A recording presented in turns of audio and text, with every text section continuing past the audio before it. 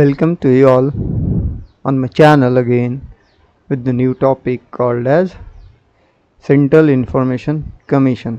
तो आज हम लोग अपने चैनल पे सेंट्रल इंफॉर्मेशन कमीशन के बारे में जानने की कोशिश करेंगे कि सेंट्रल इंफॉर्मेशन कमीशन क्या होता है और इसको इस्टेब्लिश कौन करता है, क्या क्या फंक्शन होते हैं सेंट्रल इंफॉर्मेशन कमीशन के, इसके कितने मेंबर्स होते हैं, अभी प्रेजेंट मेंबर्स कितने हैं इसमें। तो इस पे हम लोग जानने की कोशिश करेंगे आज सेंट्रल इंफॉर्मेशन कमीशन में। ओके, तो चलिए शुरू करते हैं। सेंट्रल इंफॉर्मेशन कमीशन इस्टेब्लिश किया गया है सेंट्रल गवर्नमेंट के द्वारा अंडर आरटीआई एक्ट 2005। किसी भी ऑर्गेनाइजेशन को अगर किसी एक्ट के थ्रू इस्टेब्लिश किया जाता है तो उसे हम लोग कहते हैं statutory body. Means central information एक स्टैट्यूटरी बॉडी है जो सेंट्रल गवर्नमेंट इस्टेब्लिश किया था ऑफिशियल गैजेट नोटिफिकेशन के थ्रू। ऑफिशियल गैजेट नोटिफिकेशन के थ्रू।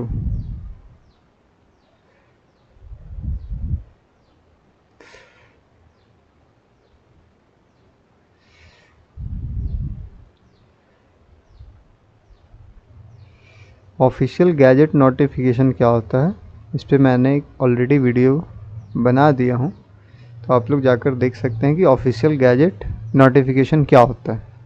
ओके, तो ये एक स्टैट्यूटरी बॉडी है जो सेंट्रल गवर्नमेंट के द्वारा इस्टेब्लिश किया गया है अंडर आरटीआई एक्ट 2005। आपका सीआईसी एक इंडिपेंडेंट बॉडी है।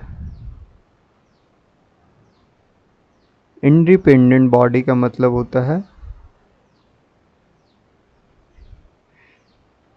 कि इस पे कोई एक्सटर्नल प्रेशर नहीं दे सकता है काम करवाने के लिए। ओके, इस पे कोई पॉलिटिकल प्रेशर अप्लाई नहीं कर सकता है कि आपको ये काम करना है। गवर्नमेंट का काम है कि इसे फॉर्म कर देगा, इसके मेंबर्स को अपॉइंट कर देगा, बट सेंट्रल गवर्नमेंट फोर्स नहीं कर सकता है कि how you have to work. ये अपने रूल्स के तरीके में काम करते हैं। इनका अपना रूल होता है वर्क करने का, जो कि आरटीआई एक्ट के अंदर में आता है। इस हिसाब से ये लोग काम करते हैं। जनरली ये लोग कंप्लेंट्स को इंक्वायर करते हैं जो सेंट्रल गवर्नमेंट का ऑफिसेस से रिलेटेड हो सकता है, फाइनेंशियल इंस्टीट्यूशन से रिलेटेड हो सकता है, या पब्लिक सेक्टर अंडरटेकिंग से रिलेटेड हो सकता है। इनका जनरली काम होता है कि ये उन कंप्लेंट्स को इन्वेस्टिगेट करें जो इनके पास आता है सेंट्रल गवर्नमेंट के ऑफिसेस के रिलेटेड, फाइनेंशियल इंस्टीट्यूशन से रिलेटेड, या फिर पब्लिक सेक्टर अंडरटेकिंग, जो पब्लिक सेक्टर एरियाज है सेंट्रल गवर्नमेंट के अंदर में आता है। और अगर आप इंफॉर्मेशन चाहते हो या फिर कंप्लेन करना चाहते हो इंफॉर्मेशन से रिलेटेड, तो सेंट्रल इंफॉर्मेशन कमीशन उस बात के लिए एक्शन लेता है। ओके,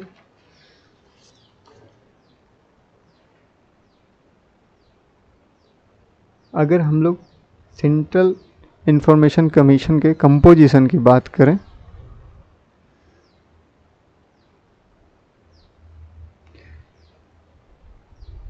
अगर इसके हम लोग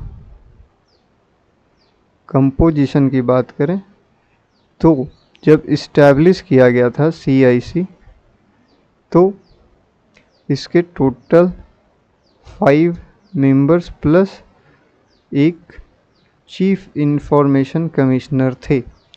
5 मेंबर्स मीन्स उनको कहा जाता है इंफॉर्मेशन कमिश्नर। अब भी इनकी total potential 1 chief information commissioner plus not more than 10 information commissioner है। पर प्रेजेंट में वर्किंग मेंबर्स में जो है 1 चीफ इंफॉर्मेशन कमिश्नर है प्लस 4 इंफॉर्मेशन कमिश्नर हैं। इनकी अगर अपॉइंटमेंट की बात की जाए तो इनका अपॉइंटमेंट प्रेसिडेंट के द्वारा होता है, जो कि रिकमेंड करते हैं एक कमेटी के द्वारा। प्रेसिडेंट को रिकमेंडेशन दिया जाता है एक कमेटी के द्वारा, जिन रिकमेंडेशन पे चीफ इंफॉर्मेशनर कमिश्नर और इंफॉर्मेशनर कमिश्नर को सर्विस प्रोवाइड किया जाता है। उन कमेटी में होते हैं पीएम बाकायदे चेयरपर्सन के तौर पे, then leader of opposition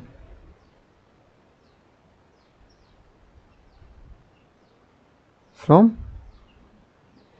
Lok Sabha, then union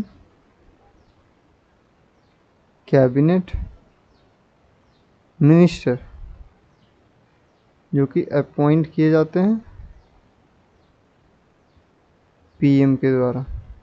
union cabinet minister appoint किए जाते हैं पीएम के द्वारा, और इन मेंबर्स के रिकमेंडेशन से प्रेसिडेंट अपॉइंट करते हैं चीफ इंफॉर्मेशन कमिश्नर और इंफॉर्मेशन कमिश्नर को।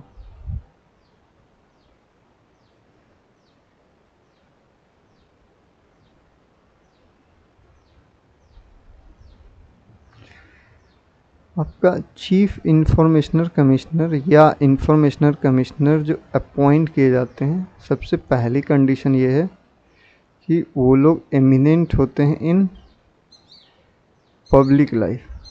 पब्लिक लाइफ में उनको बहुत ही अच्छा नॉलेज होता है।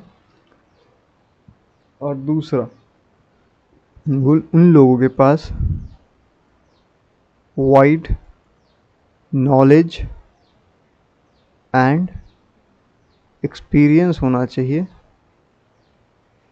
लॉ से रिलेटेड या साइंस से रिलेटेड, टेक्नोलॉजी से रिलेटेड, सोशल सर्विस से रिलेटेड, मैनेजमेंट से रिलेटेड, जर्नलिज्म,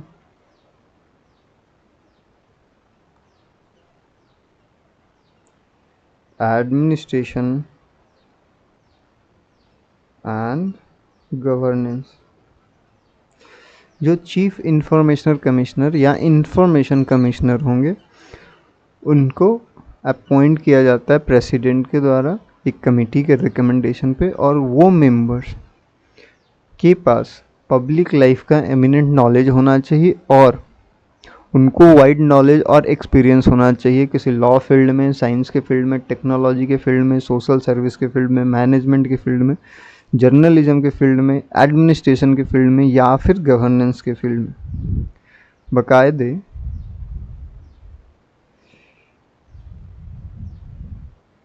ये जो मेंबर्स होंगे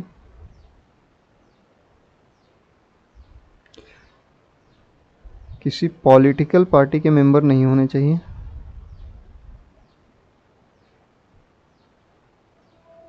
पार्लियामेंट के मेंबर नहीं हो सकते ये लोग, किसी भी यूटी या स्टेट के लेजिस्लेटिव असेंबली के मेंबर नहीं हो सकते, इनका कोई अपना बिजनेस नहीं होना चाहिए, office of profit means other source of income नहीं होना चाहिए, so that they can misuse the information they get from the public area, अपने प्रॉफिट के लिए इस्तेमाल ना कर सकें। इनका कोई अलग से प्रोफेशन नहीं होना चाहिए। ये इनकी नॉलेज की फील्ड थी कि चीफ इंफॉर्मेशनर कमिश्नर या इंफॉर्मेशन कमिश्नर को किस किस फील्ड में नॉलेज होना चाहिए। ये थी कि किन किन लोगों को मेंबर नहीं बनाया जा सकता है, या फिर अगर वो मेंबर बने तो पॉलिटिकल पार्टी के मेंबर नहीं होने चाहिए, पार्लियामेंट के मेंबर नहीं होने चाहिए। अगर लेजिस्लेटिव असेंबली और यूटीज़ या स्टेट के मेंबर नहीं होने चाहिए, उनका कोई अपना बिजनेस नहीं होना चाहिए, उनकी कोई प्रोफेशन नहीं होने चाहिए। अगर इनके टेन्योर की बात करें तो टेन्योर में ये होता है कि या तो सेंट्रल गवर्नमेंट प्रिस्क्राइब करेगा कि कितने ईयर का सर्विस होगा। अभी 3 इयर्स ऑफ सर्विस है, अपॉइंटमेंट से लेकर रिटायरमेंट तक 3 साल का सर्विस होता है इन लोगों का। और अगर 65 इयर्स एज कंप्लीट हो जाता है, इनमें से जो भी अर्लियर हो जाएगा उसके अनुसार उनको रिटायरमेंट दे दिया जाता है। रिटायरमेंट के बाद उनको रीअपॉइंट नहीं किया जा सकता किसी भी ऑफिस में, और किसी स्टेट गवर्नमेंट और सेंट्रल गवर्नमेंट के अंडर में उनको सर्विस भी आगे नहीं दिया जा सकता।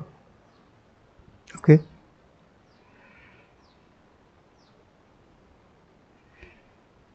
अगर उनके रिमूवल की बात करें,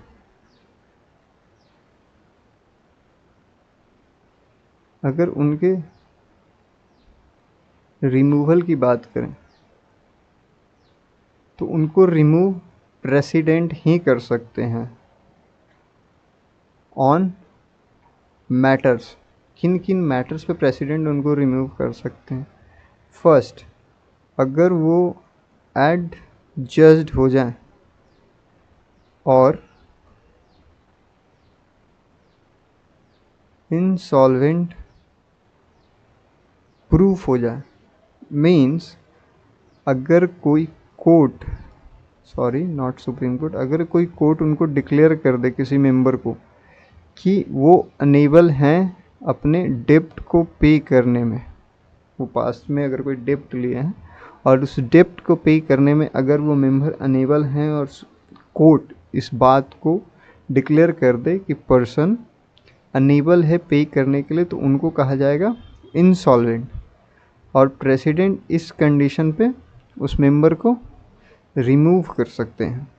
सेकेंड कंडीशन, अगर कोई वो ऑफेंस करते हैं और वो क्या है, मोरल टर्पिट्यूड है, मीन्स सोसाइटी के मोरल्स के अगेंस्ट में है उनका कोई वर्क। फॉर एग्ज़ाम्पल, अगर वो ब्राइबरी में पकड़े जाते हैं, अगर वो फ्रॉड में पकड़े जाते हैं, अगर वो थेफ्ट में पकड़े जाते हैं एंड मेनी मोर कंडीशंस, अगर वो सोशली मोरल अगेंस्ट हैं, तो प्रेसिडेंट उनको रिमूव कर सकते हैं from office.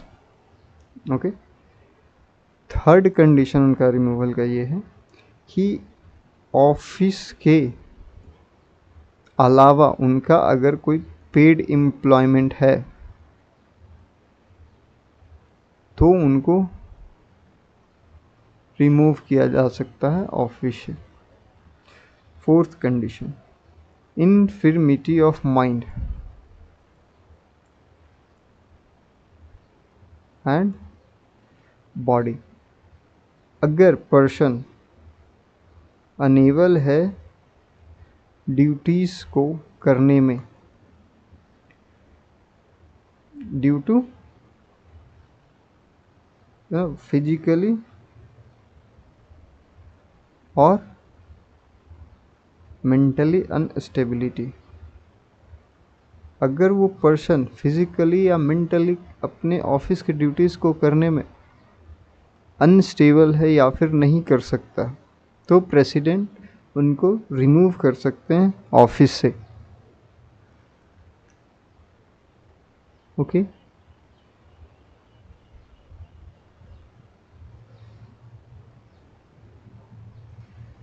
Then if person का जो है उनका कोई फाइनेंशियल इंटरेस्ट है या फिर अदर इंटरेस्ट है और ये अगर इफ़ेक्ट कर रहा है उनके ऑफिस के फंक्शन को, तो क्या हो सकता है कि पर्सन को रिमूव किया जा सकता है।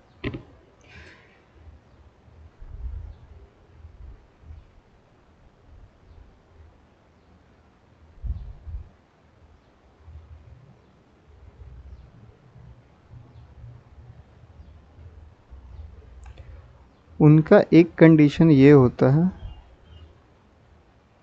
कि पर्सन को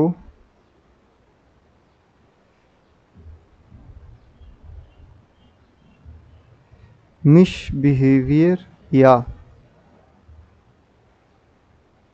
इनकैपेसिटी के आधार पे भी रिमूव किया जा सकता है, पर इसके लिए प्रेसिडेंट इस मैटर को रेफ़र करते हैं सुप्रीम कोर्ट को, और सुप्रीम कोर्ट अगर इस चीज़ को अपहेल्ड करता है कि जो ग्राउंड्स है इनका रिमूवल का इट इज़ ट्रू, तो प्रेसिडेंट तब इस मेंबर को रिमूव कर सकते हैं ऑफिस से।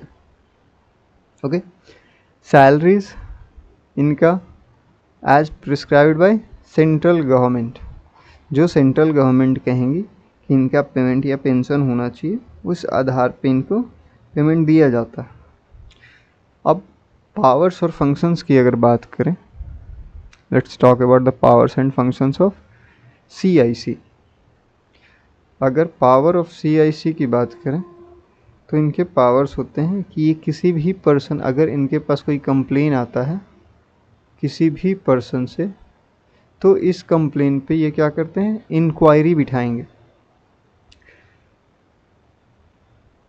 सेंट्रल इंफॉर्मेशन कमीशन के पास जाने से पहले एक कंडीशन होता है कि आपको पहले PIO के पास जाकर, पब्लिक इंफॉर्मेशन ऑफिसर कहते हैं इसको,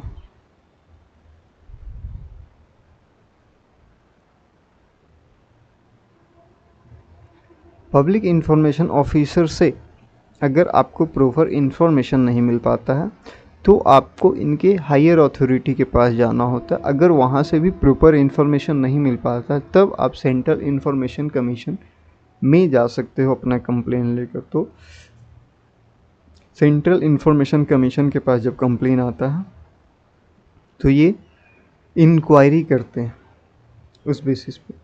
ओके, किन किन लोग इनके पास लेकर जा सकते हैं कंप्लेन को। पहला कंडीशन इनके पास कंप्लेन ले जाने का ये है कि सपोज आप अपने इंफॉर्मेशन को पाने के लिए किसी ऑफिस में गए और आपने कहा कि PIO कहाँ बैठता है, मुझे इंफॉर्मेशन किसी पर्टिकुलर मैटर के रिलेटेड चाहिए, पर PIO आपको वहाँ नहीं मिलता, पब्लिक इंफॉर्मेशन ऑफिसर आपको वहाँ नहीं मिलता है, तो आप इंफॉर्मेशन रिक्वेस्ट को सबमिट नहीं कर पाते हो। तो इस इंफॉर्मेशन ना मिलने के आधार पे आप CIC को कंप्लेन कर सकते हो कि मुझे PIO नहीं मिला। तो फिर CIC इस चीज़ का इन्वेस्टिगेशन, इस मैटर पे इन्वेस्टिगेशन करेगा, इंक्वायरी करेगा और फिर आपको इंफॉर्मेशन प्रोवाइड करेगा कि आपको क्या करना है या कैसे करना है। ओके, सेकेंड मैटर, अगर आपने किसी इंफॉर्मेशन के लिए रिक्वेस्ट किया हो और वो इंफॉर्मेशन रिजेक्ट कर दिया गया हो PIA के द्वारा या उनके हायर अथॉरिटीज़ के द्वारा इंफॉर्मेशन प्रोवाइड करने से, तो आप कंप्लेन कर सकते हो CIC में और CIC इस बात की इंक्वायरी करेगा। थर्ड मैटर ये है कि किसी इंफॉर्मेशन के लिए आपने PIO को रिक्वेस्ट करा या फिर किसी मेंबर को, ऑफिसर को रिक्वेस्ट करा उनके हायर अथॉरिटी को। जनरल हम लोग इन्फॉर्मेशन के लिए PIO से रिक्वेस्ट करते हैं इन्फॉर्मेशन के लिए, और विद इन टाइम लिमिट अगर आपको इन्फॉर्मेशन प्रोवाइड नहीं करा जाता तो आप कंप्लेन कर सकते हैं CIC को। फोर्थ कंडीशन ये है कि suppose you are requested for the information, आप इंफॉर्मेशन के लिए रिक्वेस्ट करते हैं, पर आप को लगता है कि ये जो इंफॉर्मेशन आपको प्रोवाइड किया गया है ये मिसलीडिंग है, फॉल्स है या फिर इम्प्रॉपर है, तो आप CIC को कंप्लेन कर सकते हैं। अदर पावर्स की बात करें तो CIC के पास सुओ मोटो पावर्स होता है। मीन्स अगर CIC को लगता है कि किसी केस में उनको इंटरफेयर करना चाहिए, रीजनेबल ग्राउंड से उनको इंटरफेयर करने के लिए, तो वो इंटरफेयर कर सकते हैं खुद अपनी मर्जी से बिना कोई कंप्लेन के। तो सुओ मोटो पावर होता है सेल्फ पावर टू टेक और interfere in any matter. Okay, जब वो इंक्वायरी करते हैं CIC तो उनके पास एक सिविल कोर्ट का पावर होता है। सिविल कोर्ट मीन्स वो किसी पर्सन को सम्मन कर सकते हैं, बुला सकते हैं, रिक्वेस्ट कर सकते हैं कि आपको आना है। वो कोई भी हो सकता है, एक पब्लिक अथॉरिटी का मेंबर हो सकता है या कोई इंडिविजुअल हो सकता है। उनको बुलाकर रिटन ओथ में उनसे लेंगे एविडेंसेस कि किसी पर्टिकुलर इन्फॉर्मेशन से इन्फॉर्मेशन से रिलेटेड वो एविडेंसेस लेंगे प्रॉपर ओथ के साथ, प्रॉपर एफिडेविट के साथ। वो फिर क्या कर सकते हैं कि इन्वेस्टिगेट कर सकते हैं या इंस्पेक्शन कर सकते हैं किसी डॉक्यूमेंट से रिलेटेड। ओके, वो लोग रिसीव करते हैं इंफॉर्मेशन किस फॉर्म में, एफिडेविट के फॉर्म में। एफिडेविट क्या होता है कि एक आपका डॉक्यूमेंट होता है, एक रिटन डॉक्यूमेंट होता है जिसमें आप ये डिक्लेयर करते हो, ओथ से रिलेटेड होता है, जिसमें आप डिक्लेयर करते हो कि इस पेपर पे या इस डॉक्यूमेंट पे जो भी इंफॉर्मेशन प्रोवाइड करा जा रहा है वो ट्रू है और उस इंफॉर्मेशन के लिए लीगली आप रिस्पॉन्सिबल हो। ये एफिडेविट का डेफिनेशन होता है। तो जो भी एविडेंसेस आपको या फिर CIC डिमांड करता है वो एफिडेविट के थ्रू करता है कि जो भी आप इंफॉर्मेशन प्रोवाइड करा रहे हो या फिर पब्लिक अथॉरिटी दे रहा हो या इंडिविजुअल प्रोवाइड करा रहा हो, तो वो रिस्पॉन्सिबल होगा, लीगली रिस्पॉन्सिबल होगा उस इंफॉर्मेशन के लिए।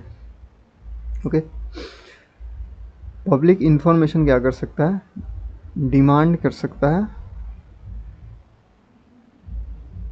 इंफॉर्मेशन। कहाँ से, किसी कोर्ट से, ओके, पब्लिक ऑफिस से वो डिमांड कर सकता है इंफॉर्मेशन को।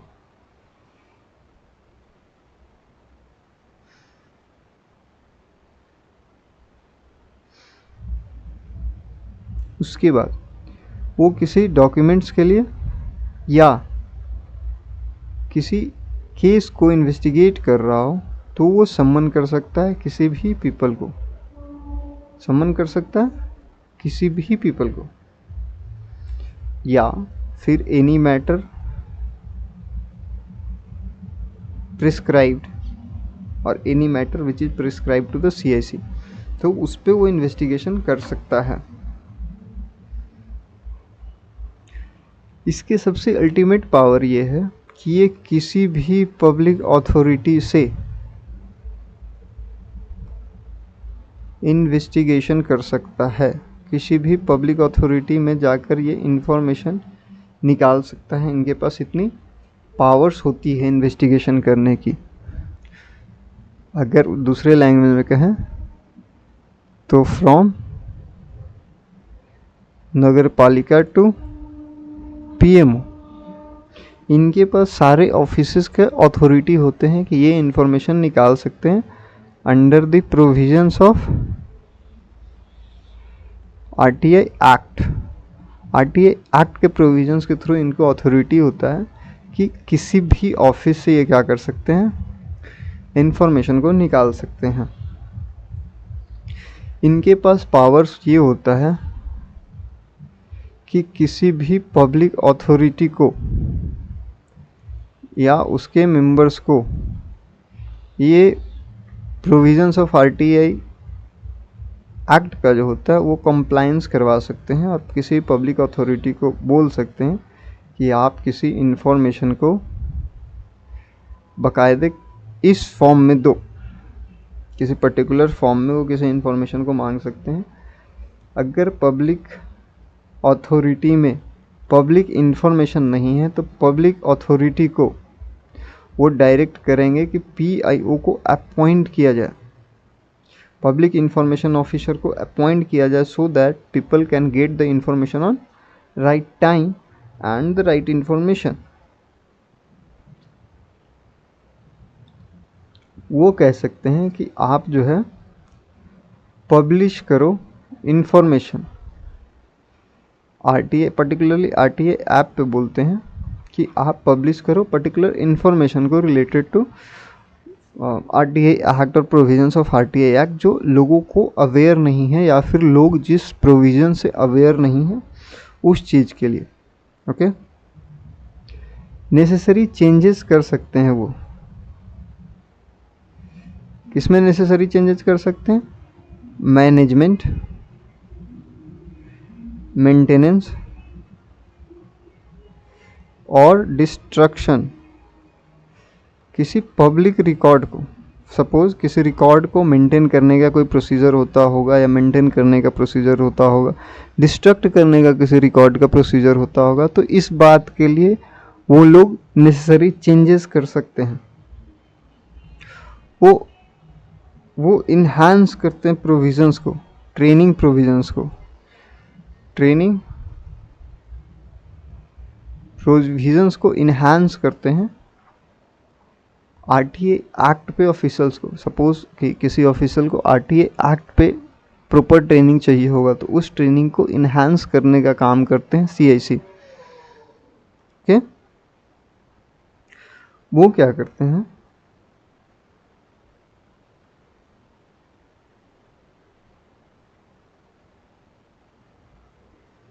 फिर वो एनुअल रिपोर्ट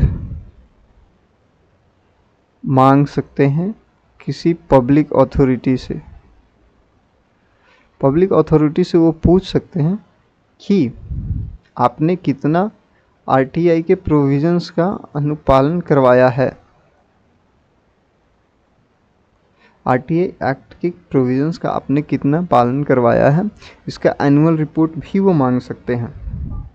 उनके पास पावर होता है कि सपोज कोई इंडिविजुअल ने इंफॉर्मेशन के लिए अप्लाई किया और उनको किसी तरह का लॉस फेस करना पड़ा, तो पब्लिक अथॉरिटी को डायरेक्ट करते हैं टू प्रोवाइड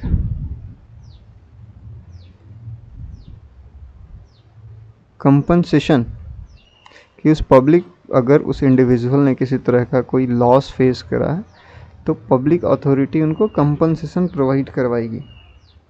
उनके पास पावर होता है कि वो इम्पोज कर सकते हैं पेनल्टीज, कि पब्लिक इंफॉर्मेशन ऑफिसर के पास आपने किसी इंफॉर्मेशन के लिए रिक्वेस्ट करा पर उसने विद इन टाइम लिमिट्स आपको इंफॉर्मेशन प्रोवाइड नहीं करा और फॉल्स इंफॉर्मेशन प्रोवाइड करा, तो वो इम्पोज कर सकते हैं पब्लिक इंफॉर्मेशन ऑफिसर पे पेनल्टीज। ओके,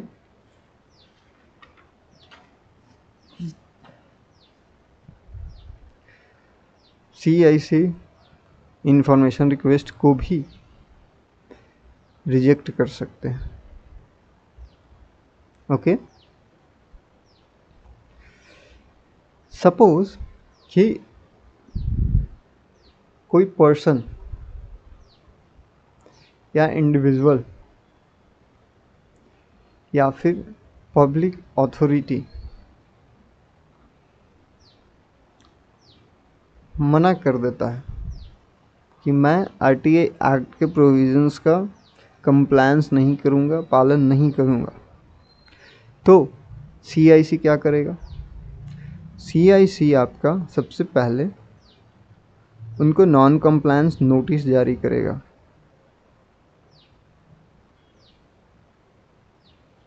कि आपने रीजंस मांगेगा कि आपने आरटीआई प्रोविजंस का अनुपालन क्यों नहीं किया। ओके। सेकेंड, वो पेनल्टीज इम्पोज कर सकता है। फिर भी अगर वो नहीं माना तो वो रिपोर्ट भेज सकता है स्टेट और सेंट्रल गवर्नमेंट को। फिर भी वो नहीं माना, देन उनको अधिकार है कि वो मूव कर सकते हैं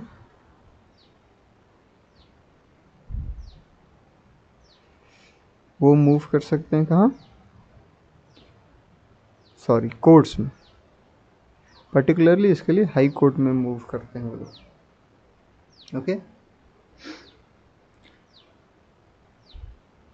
CIC अपने एनुअल रिपोर्ट को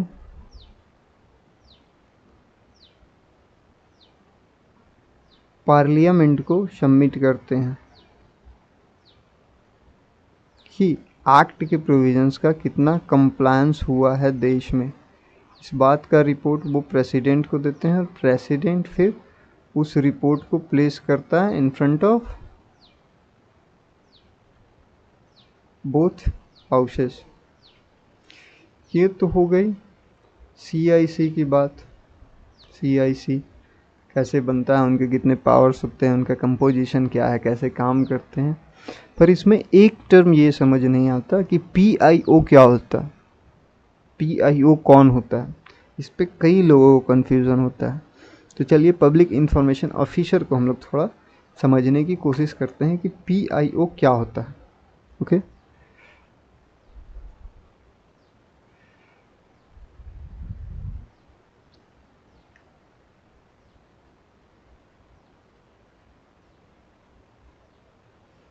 PIO कौन होता है? देखो, PIO कोई अलग से अपॉइंटेड मेंबर नहीं होता है। ये आपके वर्किंग मेंबर्स ही होते हैं जो अपने ड्यूटीज़ के साथ PIO पब्लिक इंफॉर्मेशन ऑफिसर का काम करते हैं। इनको डिटेल में समझते हैं। सपोज कोई पब्लिक अथॉरिटी है, या फिर ले लेते हैं नगर पालिका एक पब्लिक अथॉरिटी है। ओके।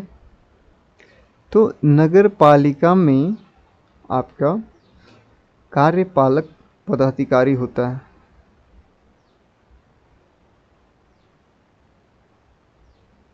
या फिर एग्जीक्यूटिव ऑफिसर होता है नगर पालिका में। तो ये एग्जीक्यूटिव ऑफिसर अपने रैंक से नीचे के किसी रैंक के अधिकारी को या मेंबर को PIO अपॉइंट करता है। ओके। तो अगर आप नगर पालिका से किसी इंफॉर्मेशन को निकालना चाहते हो तो आपको इस PIO को रिक्वेस्ट करना होता है। तो PIO आपका पब्लिक अथॉरिटी का जो हेड डिपार्टमेंट होता है उसके नीचे का रैंक को PIO अपॉइंट किया जाता है उस हेड ऑफ डिपार्टमेंट के द्वारा। अगर आपको इन्फॉर्मेशन ये PIO के द्वारा प्रॉपर टाइम लिमिट पर नहीं मिल पाता तब आप सेकेंड कंप्लेन इस हेड ऑफ डिपार्टमेंट को अपील कर सकते हो। और जब हेड ऑफ डिपार्टमेंट से भी प्रॉपर इन्फॉर्मेशन नहीं मिलता है तब आप CIC को रिपोर्ट कर सकते हैं।